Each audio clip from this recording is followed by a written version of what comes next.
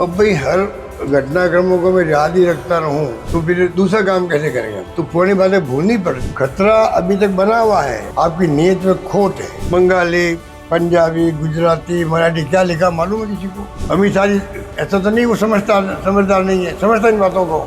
सब ठीक हो रहा है ये कहो। साल 2020 में तत्कालीन राजस्थान कांग्रेस के अध्यक्ष और उप मुख्यमंत्री सचिन पायलट ने अपनी ही सरकार के खिलाफ बगावत कर दी थी और वो कुछ विधायकों के साथ हरियाणा के मानेसर होटल में जा बैठे थे।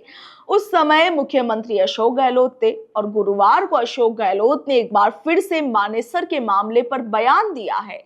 मानेसर घटनाक्रम को लेकर पूछे गए सवाल के जवाब में पूर्व मुख्यमंत्री अशोक गहलोत ने कहा कि अब भाई हर घटनाक्रम को मैं ही याद रखता रहूं तो फिर दूसरा काम कैसे करेंगे हमें आगे भी तो काम करना है, तो पुरानी बातें भूलनी पड़ती है, सबको मिलकर आगे बढ़ना पड़ता है। देश हित में तो यही है। गहलोत ने आगे कहा कि मैं तो मेरे कार्यकर्ताओं को आज एक ही बात कहता हूं कि दो बातें सुन लो। नंबर 1, देश को कांग्रेस की जरूरत है। कांग्रेस को मजबूत करना हम सबका फर्ज है। सब अपने मतभेद भूलो। कांग्रेस मजबूत होगी, कांग्रेस आगे बढ़ेगी, तभी तो जाकर आप देश को बचा पाओगे, देश की डेमोक्रेसी को बचा पाओगे। ठीक है, देश में लोकतंत्र भी बचा पाओगे। उन्होंने आगे कहा कि चाहे मैं सत्ता में रहा या नहीं रहा, ये मेरी फितरत के अंदर है कि जनता की सेवा करनी ही है। उनकी समस्या सुनना, हर प्रयास करना, ये मेरी फितरत के अंदर है, ये मेरी आदत में है। मैं सत्ता में रहूं या ना रहूं, हमेशा मैंने जनता से संपर्क रखा है और इसीलिए आज भी जयपुर में हर दिन घर पर 100 से 200 लोग आते हैं। तो इसीलिए आते हैं क्योंकि उनको मालूम है कि मैं उनकी बात सुनूंगा और समझूंगा। अशोक गहलोत ने आगे कहा कि कोई बेचैनी नहीं है, कांग्रेस में क्यों बेचैनी होगी? प्रदेश कांग्रेस कमेटी हो या बीजेपी का हो, वह बेचैन क्यों होंगे? बेचैन क्यों होंगे? उनको खुशी है कि हमारे नेता लोग सब दौरा कर रहे हैं, इसमें क्या बात है? अशोक गहलोत ने और क्या कुछ कहा, आप भी सुनिए। सब भूल गए, मानेसर का घटनाक्रम भी भूल गए। आप कह रहे हो सब ठीक है, अब वो घटनाक्रम भी भूल गए, डिलीट हो गया। इतना बड़ा घटनाक्रम सरकार के समय हुआ था। अब भाई हर घटनाक्रमों को मैं याद ही रखता रहूं तो फिर दूसरा काम कैसे करेंगे? हमें आगे भी तो काम करना है।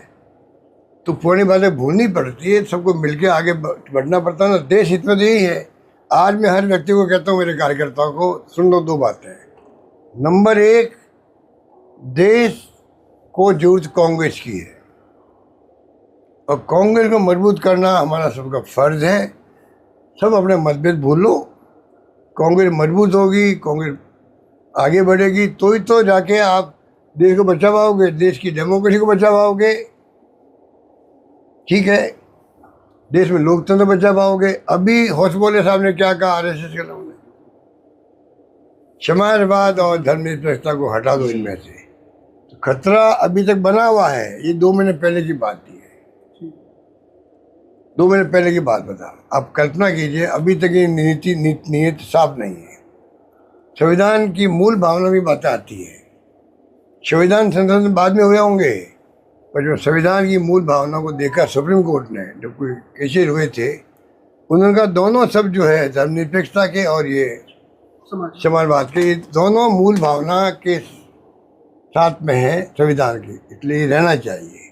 ये सुप्रीम कोर्ट ने कई बार कह चुका है।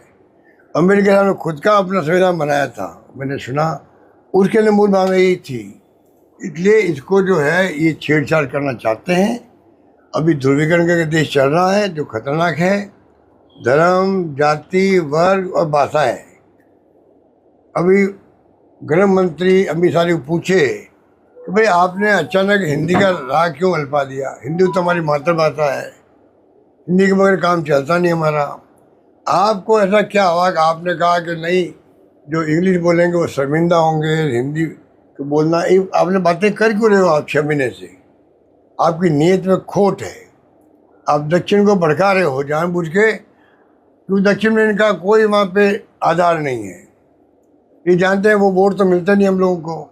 ये खतरा नहीं समझ पा रहे। 40 साल पहले, 50 साल पहले जब मैं छात्र था, तब इंग्लिश की बात वो करते थे, हिंदी के खिलाफ थे। हिंदी का कोई बोर्ड वहाँ पे नहीं रहता था, उनको जला देते थे वो लोग। नॉर्थ के अंदर इंग्लिश का बोर्ड जला देते थे, ये हमने खुद ने देखा बचपन के अंदर। आप कल्पना कीजिए, उस वक्त से हम राजनीति कर रहे हैं।